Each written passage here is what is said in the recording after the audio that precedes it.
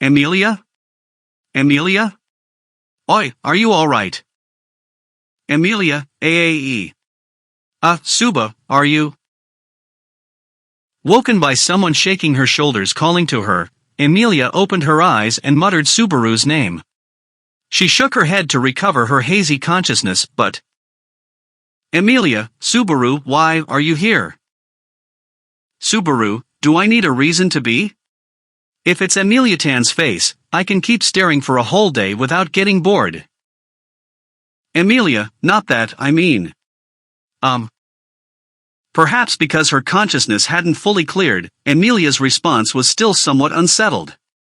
To wipe away her anxiety, Subaru patted his knees as he stood up with a smile. Subaru, can't have you letting down your guard around me.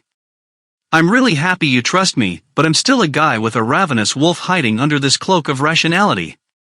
I'd like you to be a little more mindful of the kind of person I am, Amelia Tan. Amelia. I didn't forget about you, Subaru.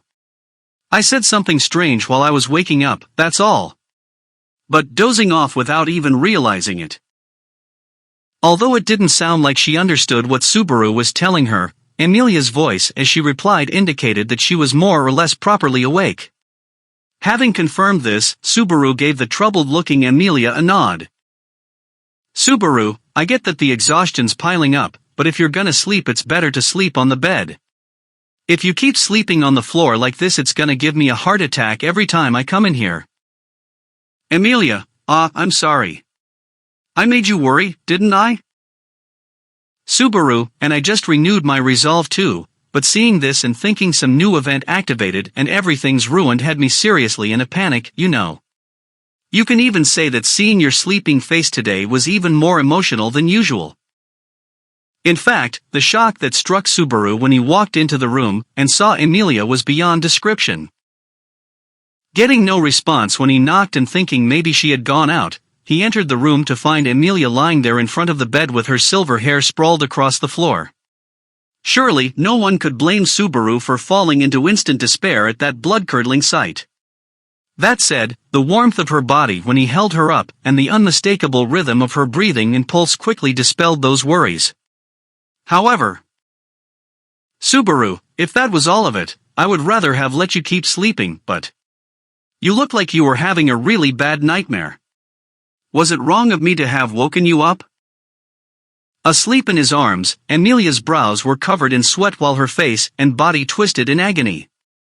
Subaru had personal experience of this himself, and he knew that there is no way to escape from a truly terrifying nightmare. The only way to be swiftly released from the pain was to be called from outside the dream.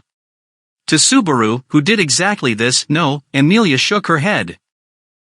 Amelia, I'm really glad you woke me. I was having a a really terrible dream. So thank you. Subaru, a terrible dream, haunting Amelia Tan. I kinda wanna ask what it's about, but I can tell it's not something that'll be pleasant to talk about. Amelia. Seeing the wry smile following her silence, Subaru pondered over the cause of Amelia's nightmare. Most likely, it was the result of the negative circumstances piling around her. He wasn't sure what specific images she saw, but... Subaru, alright, I won't force you to tell me.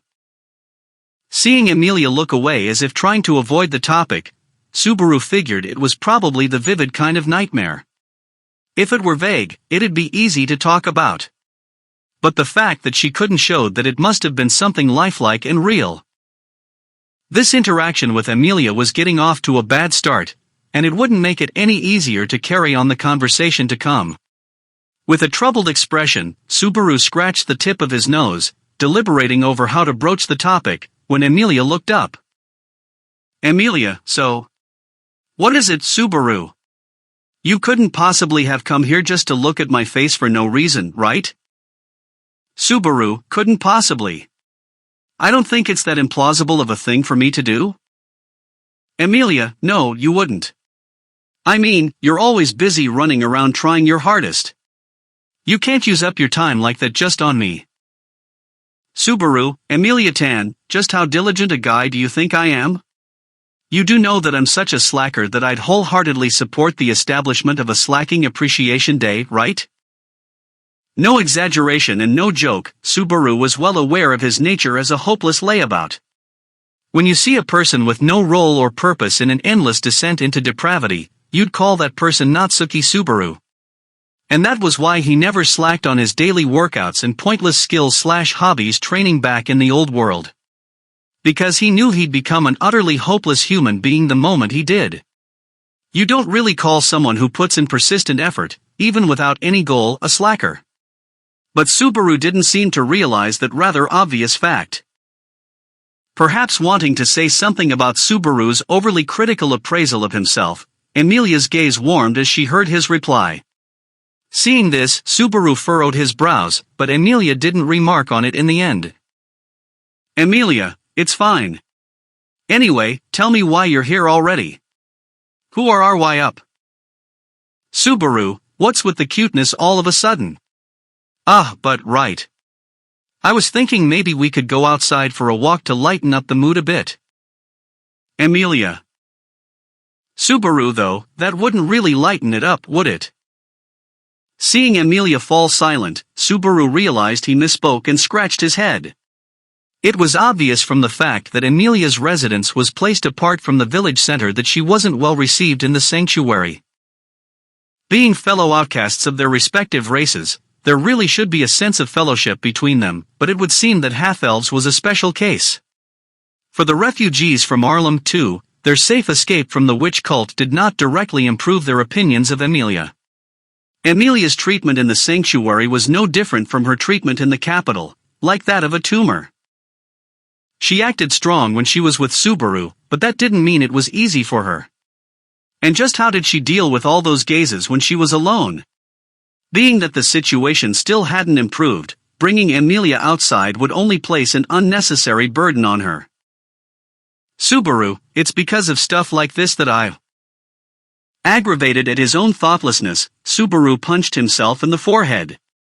Feeling the pain flood over from his knuckles to his skull, Subaru turned to face Emilia, who had widened her eyes at his inexplicable act. Subaru, Emilia. Emilia, Seeing the change in Subaru's expression, Emilia sensed that the atmosphere had shifted. She corrected her posture, and, with a calm emotion in her amethyst eyes, she looked back at Subaru. Her expression told Subaru that it'd be pointless to broach the topic in a roundabout manner. But just how should he say it? He puzzled over his opening line for only an instant, and... Subaru, do you feel like talking with me about what you saw in the trial? Subaru could plainly see the horror and anguish washing over her tearing, amethyst eyes.